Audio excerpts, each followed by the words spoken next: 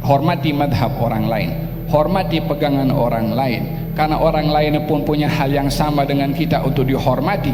Bagaimana kita akan dihormati kalau kita tidak mahu menghormati pegangan orang lain? Berbeza bukan untuk bermusuh, tapi berbeza adalah untuk masing-masing mencari titik temu satu dengan yang lain. Bila tak terjumpa, salinglah menghormati pada perbezaan. Alhamdulillah alladzi arsala rasulahu bil huda wa dinil haq liyudhhirahu 'ala ad-din kullih. Allahumma salli wa sallim ala sayyidina Muhammadin wa ala alihi wa sahbihi wa man sara ala darbih wa alaina ma'ahum wa fihim birahmatika ya arhamar rahimin. Amma ba'du. Di antara ajaran-ajaran yang dibawa oleh baginda Rasulullah sallallahu alaihi wa alihi wa sahbihi wasallam kepada umatnya, yang ajaran itu memberikan kebaikan kepada mereka di dunia dan juga di akhirat, adalah at-tawazun, kesederhanaan dan keseimbangan.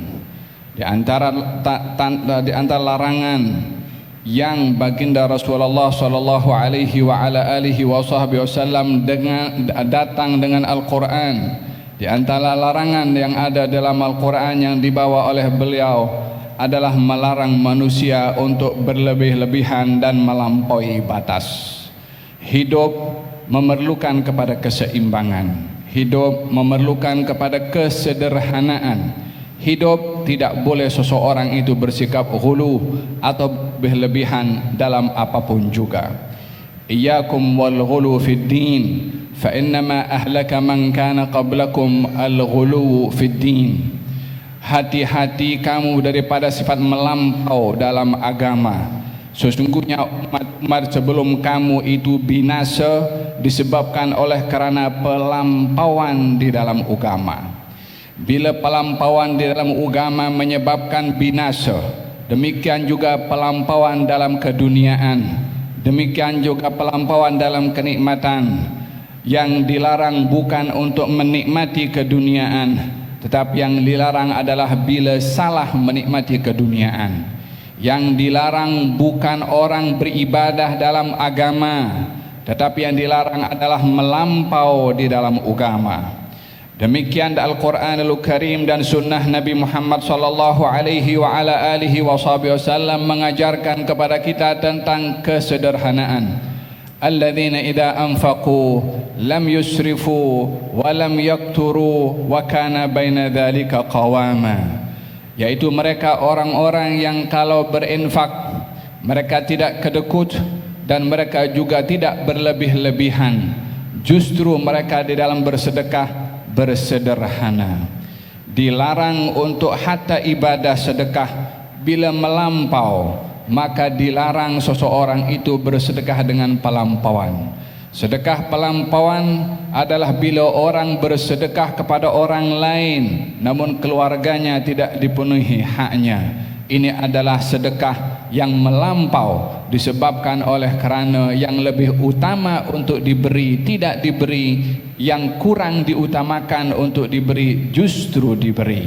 Dan juga dilarang di dalam ibadah sedekah tadi kedekut dalam bersedekah, karena kedekut dalam bersedekah merugikan orang yang bersedekah. Oleh sebab yang demikian dikatakan al-bakhil ba'idun minallah, ba'idun minal jannah wa qaribun minan nar. Orang yang kedekut jauh dari Allah, dekat dengan neraka dan jauh daripada syurga. Jauh dari Allah, jauh dari syurga dan dekat dengan neraka. Al-bakhil.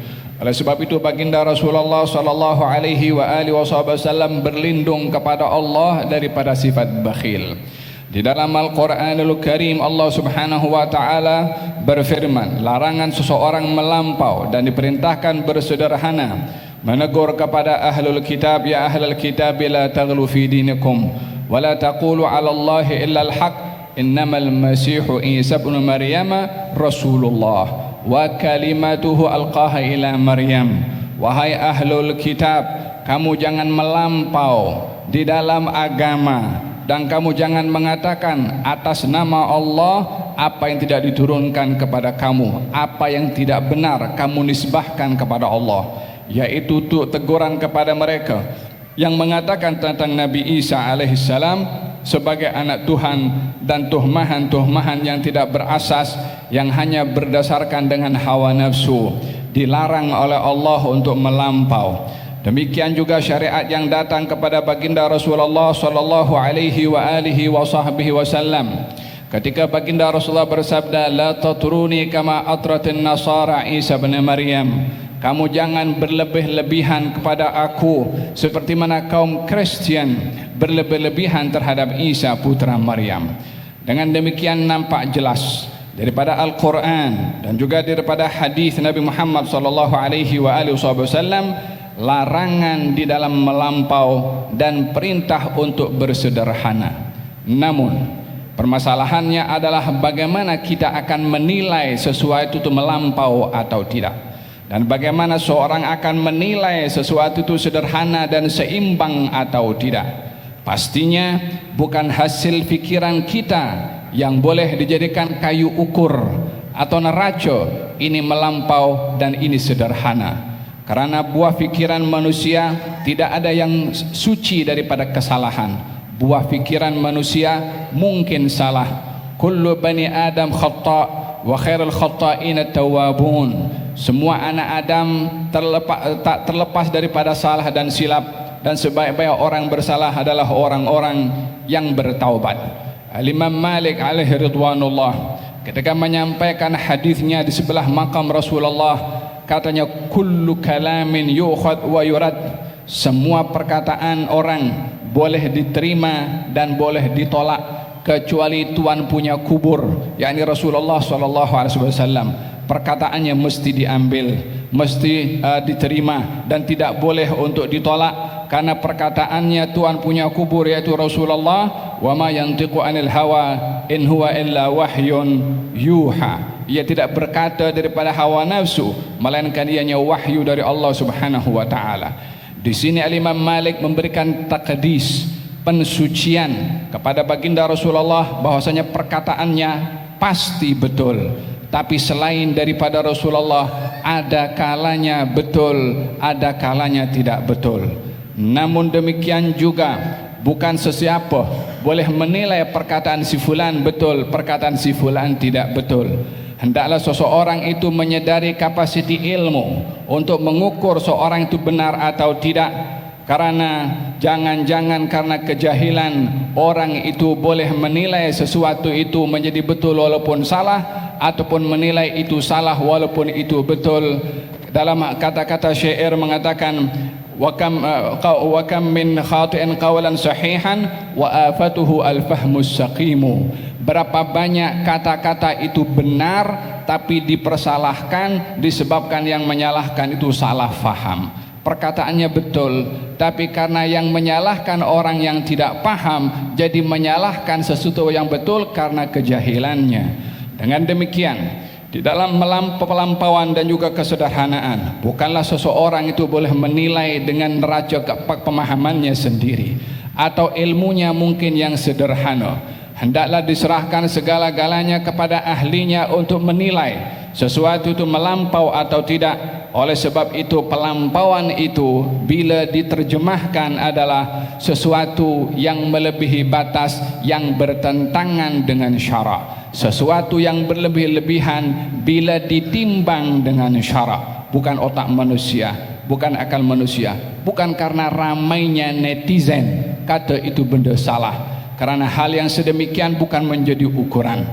Oleh sebab yang demikian, Al-Imam Abu Hanifah ada mengatakan dalam kata-katanya, apa yang datang daripada Allah kami terima, yang datang daripada Rasul kami terima, yang datang daripada sahabah kami memilih, dan yang datang setelah sahabah mereka laki-laki, kita pun laki-laki. Maksudnya mereka adalah orang alim, kita pun juga orang alim. Artinya di dalam kita berhadapan dengan pendapat yang berbeza satu dengan yang lain, hendaklah tengok dengan siapa kita berbeza pendapat.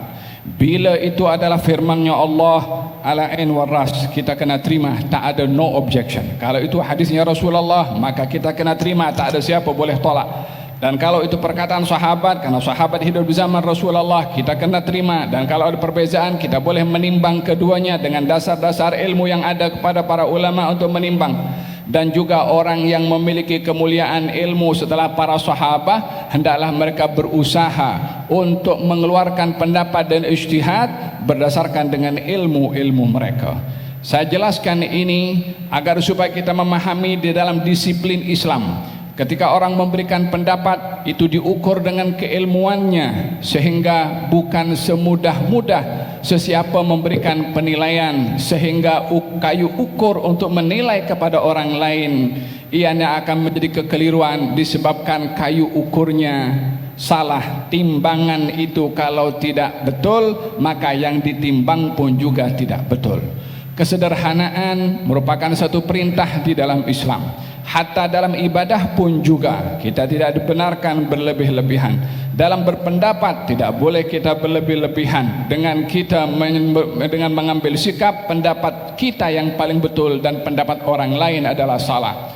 Juga dalam kehidupan keduniaan, di dalam hidup berkeluarga, semua ada prinsip kesederhanaan dan keseimbangan.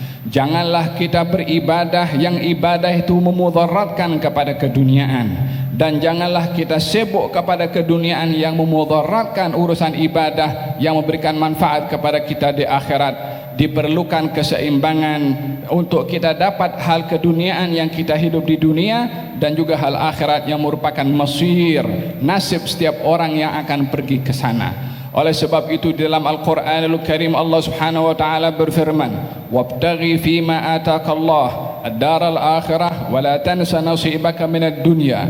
Tuntutlah apa saja yang diberikan oleh Allah untuk kamu dapat pahalanya nanti di akhirat, dan kamu jangan lupa keperluan-keperluan kamu dalam hal keduniaan.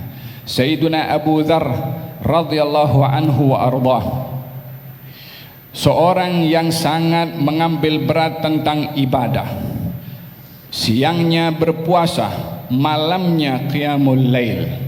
Satu hari beliau diziarahi oleh saudara rapatnya, yaitu Salman Al-Farisi yang dipersaudarakan dengan Abu Dzar. Diziarahi rumahnya, didapati istrinya yang ada di rumah, didapati istrinya dalam keadaan yang kurang gembira. Lalu ditanya oleh Salman Al-Farisi, bagaimana keadaan suami kamu Abu Dzar?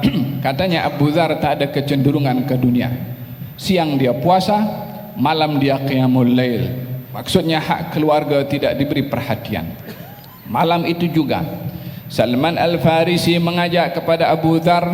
Ketika Abu Dzar balik ke rumahnya, didapati masih tengah hari, maka didapati di rumahnya ada Salman. Maka gembiralah Abu Dzar dengan kedatangan Salman. Lalu dihidangkan makanan oleh Abu Dzar. Salman tidak mahu makan kecuali ditemani makan oleh Abu Dzar, sementara Abu Dzar berpuasa.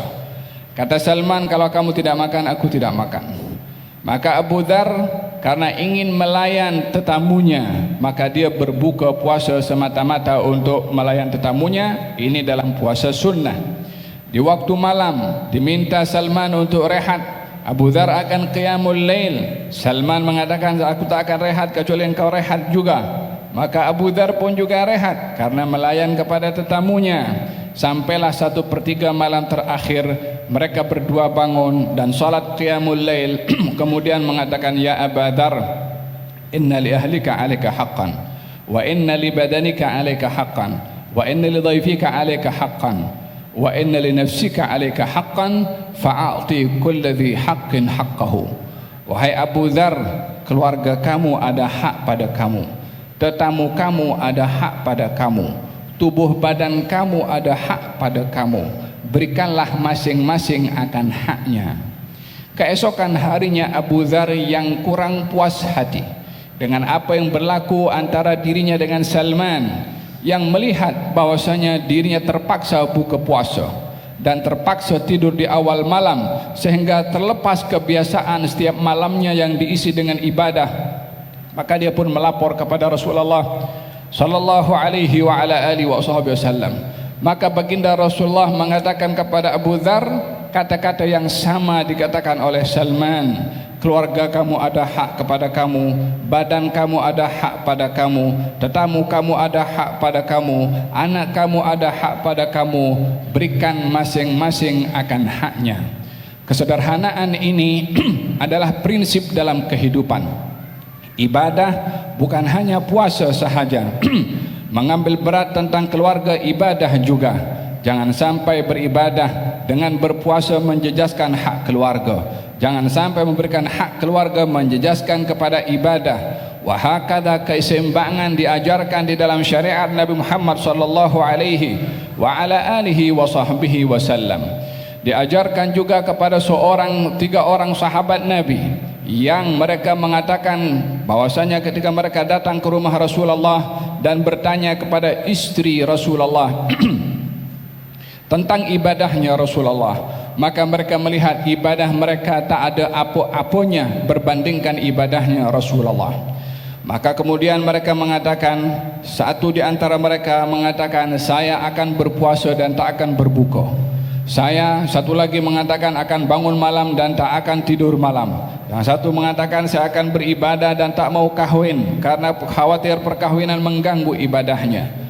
Kata baginda Rasulullah menegur kepada ketiga-tiganya, saya lebih bertakwa daripada kamu. Saya puasa, saya berbuka, saya bangun malam, saya pun tidur malam, dan saya berkahwin juga. Saya lebih baik daripada kamu, tak buat macam kamu. Faman raghiba an sunnati falaysa minni. Barang siapa yang berpaling daripada sunnah aku, kesederhanaan di dalam beribadah, mengagihkan dalam beribadah, yang berpaling daripada cara aku, daripada sunnah aku, maka ia bukan golongan daripada aku. Kata baginda Rasulullah sallallahu alaihi wa ala alihi wasallam. Dengan demikian kesederhanaan menjadi teras dalam kehidupan, baik dalam ibadah, dalam membeli barang, dalam kehidupan keduniaan. Kesederhanaan menjadi asas dan juga dilarang pelampauan. Pelampau dalam ibadah dilarang, pelampau di dalam akidah dilarang, pelampau di dalam fanatik dan ta'assub kepada keluarga dan juga bangsa juga dilarang, karena ianya boleh menjejaskan perhubungan satu dengan yang lain. Yang diperintahkan adalah kesederhanaan.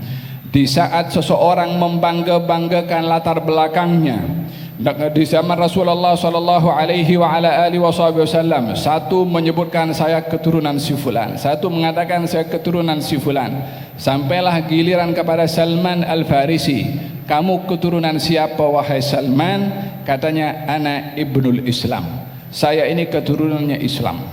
Merujuk betapa pentingnya seseorang itu bersederhana di dalam hidup ini, hendaklah mengukur segala-galanya dengan neraca syariat dan bukanlah hawa nafsu ataupun buah pikiran semata-mata di dalam kita berinteraksi dengan apapun kejadian yang berlaku di atas muka bumi ini. Dilarang kita fanatik ataupun ghulu atau melampau baik kepada seseorang atau kepada satu madhab atau kepada satu golongan yang mana pelampauan ini bertentangan dengan syariah, seperti mana definisi al-ghulu yang saya jelaskan sebentar tadi. Tetapi bila seseorang berpegang teguh kepada madhabnya, seorang berpegang teguh kepada gurunya tanpa ada tentangan dengan syariat, maka silahkan pegang madhabnya, silahkan pegang nasihat gurunya, tetapi tidak melampau. Seseorang yang berpegang kepada gurunya namun dia merendahkan guru orang lain, melampau pada pegangannya kepada gurunya, bukan karena salah berpegang kepada gurunya, tapi karena merendahkan guru orang lain. Seperti kita mahu dihormati, seperti kita mahu guru kita dihormati, seperti mana kita mahu madhab kita dihormati, seperti mana kita mahu pegangan kita dihormati. Hormati guru orang lain, hormati madhab orang lain, hormati pegangan orang lain, karena orang lain pun punya hal yang sama dengan kita untuk dihormati. Bagaimana kita akan dihormati kalau kita tidak mahu menghormati pegangan orang lain? Berbeza bukan untuk bermusuh, tapi berbeza adalah untuk masing-masing mencari titik temu satu dengan yang lain. Bila tak terjumpa, salinglah menghormati pada perbezaan. Demikian diajarkan di dalam sunnah Nabi Muhammad sallallahu alaihi wa ala alihi wa sahbihi wasallam.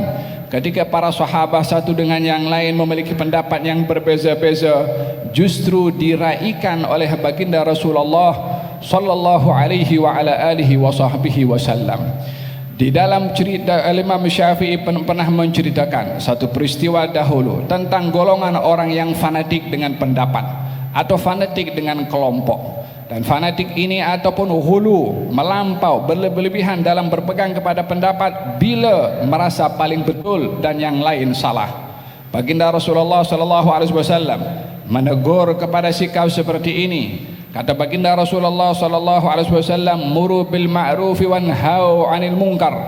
Teruskan kamu di dalam mengajak kebaikan dan mencegah kemungkaran sehingga kamu melihat 4 perkara.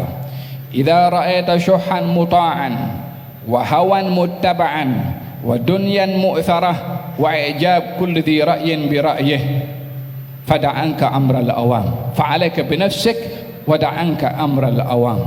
Kalau kamu melihat 4 perkara, yaitu yang pertama, orang kedekut menjadi ikutan, hawa nafsu menjadi ambisi yang mesti dipenuhi, dan keduniaan lebih didahulukan berbandingkan akhirat, dan orang yang merasa syok sendiri dengan pendapatnya sendiri. Maka jaga diri kamu, selamatkan diri kamu, lindungi diri kamu, dan tinggalkan apa yang berlaku di luar. 4 hal yang berbahaya daripada hadis ini, selain daripada orang kedekut menjadi ikutan, yakni orang yang sudah tidak lagi baik menggunakan hartanya, kedekut dalam kebaikan, pemurah dalam kemaksiatan, kedekut dalam hal yang hak, bakhil dalam hal yang kedekut dalam yang hak, kemudian pemurah dalam hal yang maksiat. Ini bahagian daripada orang bakhil menjadi ikutan.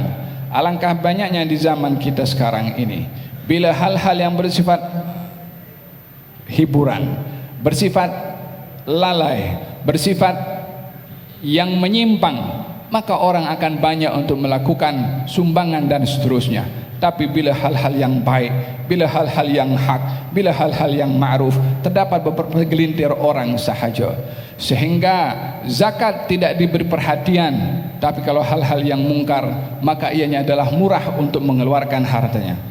Idza ra'aita syuhan muta'an, orang yang kedekut menjadi ikutan, wa hawan muttaba'an, hawa nafsu menjadi ikutan, tak peduli mau cara halal, mau cara tak betul, mau cara maksiat, yang penting aku dapat apa yang aku nak. Dengan istilah mau cari yang haram susah, apatah lagi yang halal. Konsep yang terbalik, konsep orang-orang yang tak punya fiqh kepercayaan kepada Allah Subhanahu wa taala, bahwasanya yang hak adalah hak, yang batil adalah batil. Namun sebahagian orang lebih mendahulukan hawa nafsunya berbandingkan ia mentaati kepada perintah Allah Subhanahu wa taala, wa hawan muttaba'an, mengikuti hawa nafsu, wa dunyan mu'tharah, dan dunia yang didahulukan. Bila ada dunia ada akhirat, akhirat letak tepi dulu, dunia didahulukan. Kemudian yang terakhir adalah orang yang syok sendiri dengan pendapatnya, merasa betul dan pendapat orang lain salah, merasa hak dan orang lain tak betul, sehingga lebih dahsyat daripada itu pelampauan seperti ini, menyalahkan, menyesatkan dan mengkafirkan. Ini adalah yang berlaku kepada golongan Khawarij. Satu ketika dahulu sikap mereka hanya merasa betul pada dirinya, yang lain bukan hanya dilihat salah, tapi sampai kepada peringkat takfir, sehingga berlakulah peperangan dan pembunuhan disebabkan oleh kerana ta'assub, berlebih-lebihan, fanatik kepada pendapat, sehingga menyebabkan orang lain yang bertentangan dengannya dianggap itu menyimpang daripada kebenaran atau menyimpang daripada agama, sehingga pemahamannya diletakkan dalam neraca agama seakan-akan Quran, sunnah dan pendapatnya mereka. Itu tiga-tiga tak salah mengikut mereka golongan Khawarij yang bertentangan dengan mereka, bertentangan dengan Quran, bertentangan dengan mereka, bertentangan dengan hadis, sehingga mereka meletakkan kayu ukur pada pemahaman mereka untuk menyesatkan, kondem dan membunuh kepada orang lain disebabkan oleh karena melampau di dalam berpegang kepada pendapat.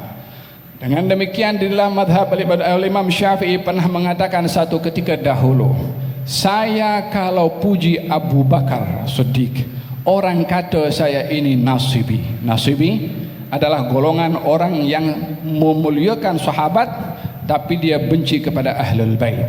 Tapi kalau saya puji Ali bin Abi Talib, orang kata saya ini Rafidhi. Rafidhi adalah orang yang dia memuliakan Ahlul Bait, memuliakan Ahlul Bait, membenci kepada sahabat. Demikian kata Imam Syafi'i mengatakan, sehingga pegangannya dalam memuji Abu Bakar dipersalahkan oleh golongan tertentu, bila memuji kepada Ali disalahkan oleh golongan tertentu. Yang kedua-duanya adalah melampau. Yang ini berpegang kepada memuji kepada sahabat, benci kepada Ahlul Bait, melampau. Yang ini memuji kepada Ahlul Bait, benci kepada sahabat, juga melampau. Yang benar adalah memuji kepada sahabat, memuji kepada Ahlul Bait. Apa yang berlaku antara mereka, wa ma jara baina sahabi naskutu anhu wa ajrul ijtihadi nuthbitu. Apa yang berlaku antara mereka kita diam, karena mereka adalah sahabat Nabi SAW. Apa yang berlaku kepada mereka akan berhadapan dengan Allah, dan Allah sahaja yang maha mengetahui untuk menilai apa yang berlaku kepada mereka. Wahakata diajarkan di dalam hadis Nabi Muhammad sallallahu alaihi wa ala alihi wasallam untuk tidak melampau di dalam kita berpegang kepada pendapat, dalam kita bermadhab, di dalam kita berpegang kepada pegangan dalam kehidupan ataupun dalam hal-hal yang bersifat kehidupan keseharian. Di dalam Al-Quranul Karim Allah Subhanahu wa taala meletakkan bahwasanya lidzakari mithlu hadzil unthayain, dalam warisan itu laki-laki 2 kali ganda bagi perempuan. Orang tertentu akan mengatakan melampau. Kenapa laki-laki mesti 2 kali ganda daripada perempuan? Kemudian ada orang mengatakan bahwasanya dalam Al-Quranul Karim dibenarkan orang laki-laki kawin lebih daripada 1. Melampau. Kenapa tidak cukup dengan 1? Bila pelampauan itu diukur dengan neraca otak, maka semua orang akan memiliki pendapat sendiri untuk menilai ini melampau atau tidak. Sementara ini Quran, sementara ini hadis, sehingga apa saja penilaian kita terhadap apa saja yang terjadi, neracanya, kayu ukurnya adalah syariat Nabi Muhammad sallallahu alaihi wa ala alihi wasallam. Oleh sebab yang demikian, di dalam kita dilarang untuk melampau dan di dalam kita diperintahkan untuk bersederhana dalam segala hal, maka kita pun juga tidak boleh menilai kepada orang lain melampau kalau kita tidak punya neraca untuk kayu ukur untuk menilai kepada mereka. Di dalam hadis Nabi Muhammad sallallahu alaihi wa ala alihi wasallam, seorang sahabat Nabi yang tergelincir dengan ketagih minum arak. Kemudian orang ini didatangkan kepada Rasulullah dan dipukul, disebat. Berlaku kemudian kali yang kedua. Setelah beberapa waktu berlalu, dia tergelincir sekali lagi sebab dia ketagih. Dibawa lagi, maka dihukum lagi oleh Nabi SAW. Kali yang ketiga, dihukum lagi. Salah seorang sahabat Nabi mengatakan, semoga Allah melaknat kepada orang ini. Berapa kali orang ini sudah didatangkan untuk dihukum? Orang ini melakukan dosa, orang ini melakukan salah, orang ini melakukan maksiat, dosanya dosa besar. Tapi pelampauan yang berlaku adalah bila menilai kepada orang bersalah, bila menghukum kepada orang bersalah lebih daripada selayaknya hukuman yang diterima oleh orang itu.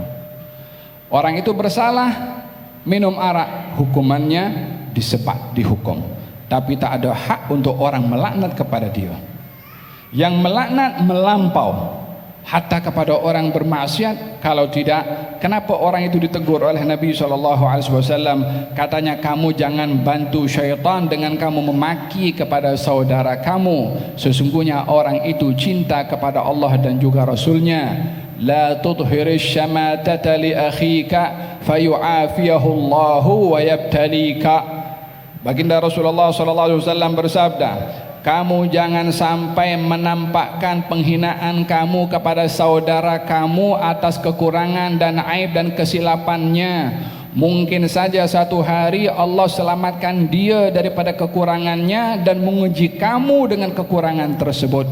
Khawatir orang yang kita maki, khawatir orang yang kita aibkan, khawatir orang yang kita komen dekat Facebook itu dengan komen-komen yang tak elok, dengan hal-hal menghukum, khawatir tuduhan kita kepada orang itu selamat daripada tuduhan dan kita kena kepada Tuhan tersebut, kepada tuduhan tersebut. Apa yang berlaku kalau itu yang terjadi kepadanya? Karena mulutnya tidak dijaga, karena tangannya tidak dijaga.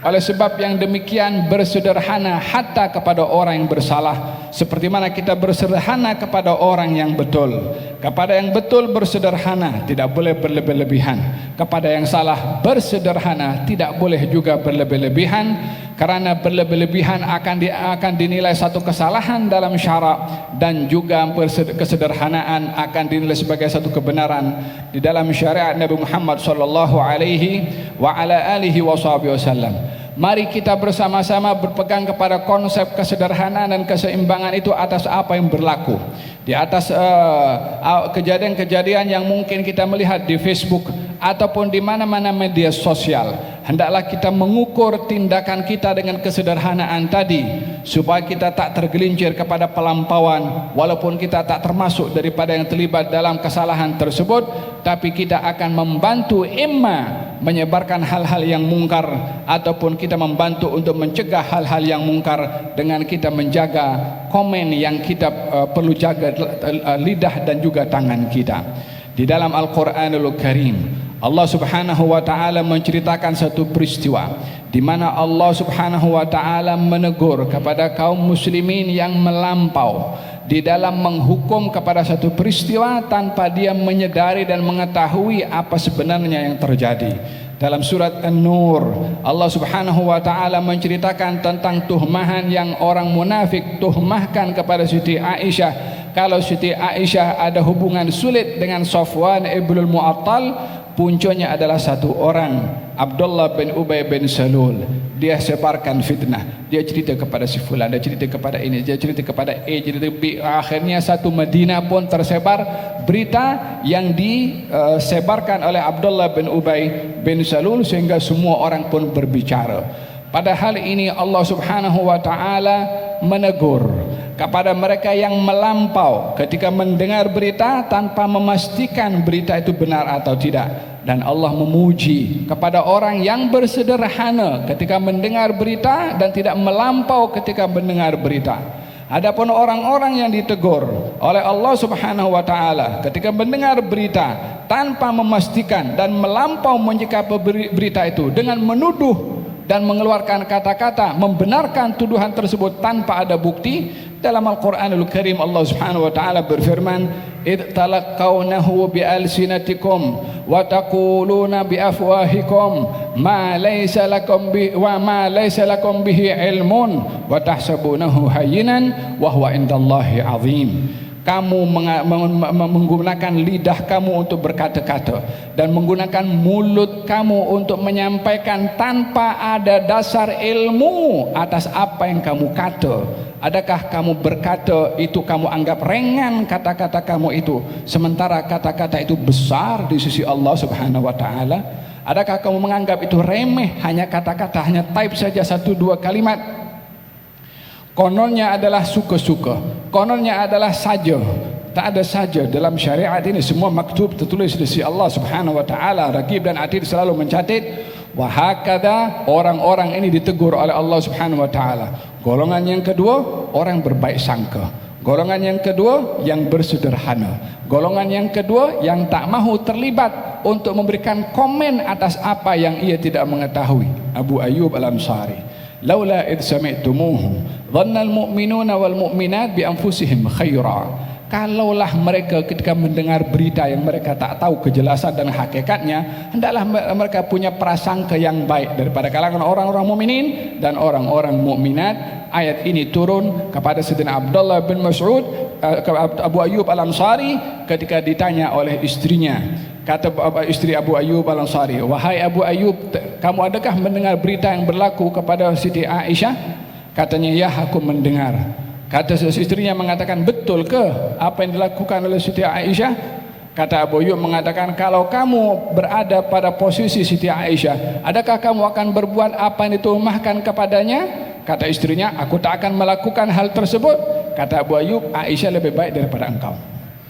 Selesai masalah dijawab demikian oleh Abu Ayyub dan dipuji oleh Allah Subhanahu wa taala. Hadirin hadirat, kita ingin berpegang kepada kesederhanaan, mengikut neraca syariat, dan kita meninggalkan berlebih-lebihan juga mengikut neraca syariat. Pastikan bila anda ingin menilai, penilaian anda itu daripada hawa nafsu ataupun daripada neraca syariat. Bila tidak mengetahui as-sukutu salamatun, diam itu adalah selamat. Man kan yu'min billahi wal yawmil akhir falyaqul khairan aw liyasmut. Barang siapa beriman kepada Allah dan hari akhirat, berkata yang baik atau diam. Mudah-mudahan Allah Subhanahu wa taala jadikan kita golongan orang-orang yang bersederhana, yang berkeseimbangan dalam hidup ini. Dalam hidup keduniaan sederhana, dalam beribadah sederhana, dalam akidah bersederhana, dalam madhab sederhana, dalam pendapat bersederhana. Dan mudah-mudahan Allah lindungi kita daripada pelampauan. Dalam akidah Allah lindungi kita daripada pelampauan. Dalam syariah Allah lindungi kita daripada pelampauan. Di dalam akhlak Allah lindungi kita daripada pelampauan. Dalam kehidupan keduniaan Allah lindungi kita daripada pelampauan, ya Rabbal Alamin. Mudah-mudahan yang hadir semua dalam majlis ini digolongkan oleh Allah dalam golongan orang-orang al-mahbubin, yang dicintai oleh Allah, yang dipandang oleh Allah, yang diridhai oleh Allah, yang dijaga oleh Allah Subhanahu wa taala. Dan mudah-mudahan kehidupan kita ini diberkati oleh Allah sampai penghujung kehidupan kita, selamat daripada fitnah, selamat daripada dosa.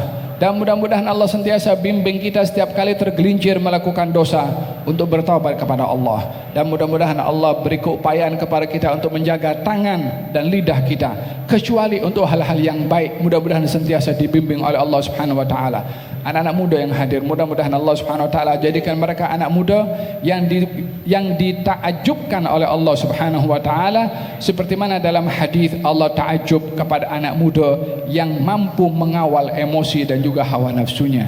Mudah-mudahan Allah Subhanahu wa taala lindungi kita daripada menjadi hamba sahaya kepada hawa nafsu. Bahkan kita dibimbing oleh Allah untuk menjadi ketua dan majikan dan tuan kepada hawa nafsu, bukan korban kepada hawa nafsu.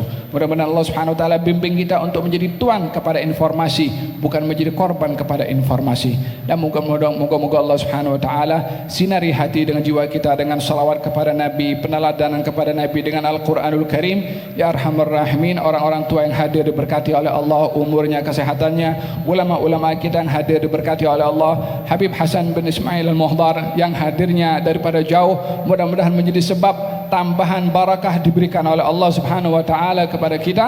Dan mudah-mudahan usaha yang diusahakan oleh beliau diberikan keikhlasan, diberikan keberkatan, dan diberikan manfaat. Amin Allahumma amin. Wa sallallahu ala sayyidina Muhammadin wa ala alihi wasallam. Walhamdulillahi rabbil alamin.